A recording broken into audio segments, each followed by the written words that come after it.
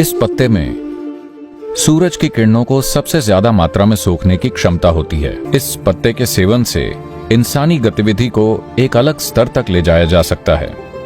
और अगर आप इसका सेवन करते हैं तो ये आपके न्यूरोलॉजिकल सिस्टम को बढ़ाता है। इसका तना इतना संवेदनशील होता है कि ये बोध का स्रोत बन जाता है। आप जानते हैं, लोग पान के पत्ते पर कालिख देखकर भविष्य बता देते हैं या पढ़ लेते हैं। तो एक संस्कृति है जहां दिए की कालिख को पान के पत्ते पर इकट्ठा किया जाता है। हो सकता है आप में से कई लोगों को यह पता ना हो कि पान का पत्ता क्या होता है। भारत में इसका बहुत महत्व है। ये बहुत अच्छा पाचक है। ये एक शारीरिक प्रकृति का होता है। अगर आपने अपने खाने में कुछ विषैला खा लिया है तो ये उसको निष्क्रिय कर देता है। कोई भी अम्लीय जहर बेअसर हो जाता है। कोबरा का जहर भी ये उसको कुछ हद तक निष्क्रिय कर सकता है। कुछ हद तक, ऐसा नहीं है कि ये पूरी तरह से रोक देगा, लेकिन ये कई पहलुओं को कम कर देता है। इसलिए खाने के अंत में लोग इस वेथलाई या विलेडेले या तांबुल का सेवन करते हैं। इस पत्ते के सेवन से मानव गतिविधि को दूसरे स्तर पर ले जाया जा सकता है।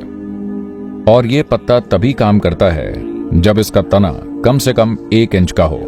अगर आप इसे ज्यादा पास से काट देते हैं तो इसमें वो बात नहीं रहती।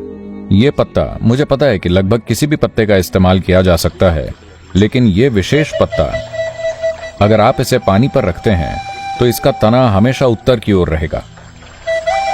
इसलिए अगर आप जंगल में खो गए हैं और आपके पास एक पान का पत्ता है तो आप इसे वहां पानी में डाल दें। यह आपको दिखाता है कि उत्तर किस ओर है। पान का पत्ता और बोध आपस में जुड़े हुए हैं क्योंकि ये एक न्यूरोलॉजिकल उत्तेजक बल्कि तंत्रिका उत्तेजक है। अगर आप इसका सेवन करते हैं तो आपकी नसें हल्की इस तरह हो जाएंगी, तो आपकी न्यूरोलॉजिकल जटिलता और न्यूरोलॉजिकल गतिविधि और आपका बोध सीधी तरह संबंधित हैं। किसी भी दूसरे प्राणी की तुलना में एक इंसान चीजों को समझने में ज्यादा सूक्ष्म इसीलिए होता है क्योंकि हमारे पास सबसे जटिल न्यूरोलॉजिकल सिस्टम है। दरअसल बाकी किसी भी प्राणी की तुलना में आपको बेहतर सुनना चाहिए, आपको बेहतर देखना चाहिए, आपको बेहतर सूंघना चाहिए, लेकिन शहरों में रहते हुए ये चीजें नीचे आ गई हैं। अगर आप प्रकृति में रहते होते तो ये चीजें बहुत ही सतर्क होती, क्योंकि हमारे पास सबसे जटिल न्यूरोलॉजिकल सिस्टम है। उस पर थोड़े से उछाल से आप स्वाभाविक ही समझने लगते हैं। इसलिए बोध के लिए जो भी उपकरण इस्तेमाल किए जाते हैं उनमें हमेशा एक पान का पत्ता होता है। वेथलाई निश्चित ही वहां होगा।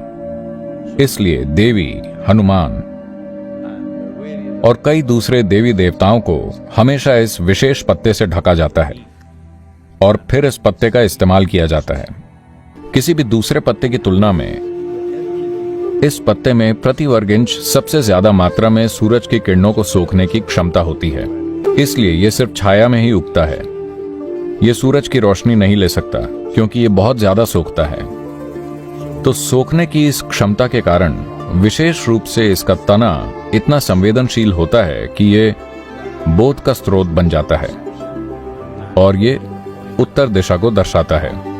और अगर आप इसका सेवन करते हैं तो यह आपके न्यूरोलॉजिकल सिस्टम को बढ़ाता है, जिसके कारण आपके बोध को भी।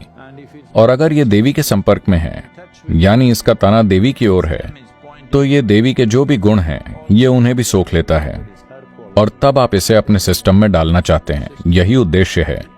या फिर लोग इसे यूं ही अपने शरीर पर लगा लेते हैं। कुछ लोग इसे अपने मणिपूरक या नाहत या विशुद्धि में लगाते हैं।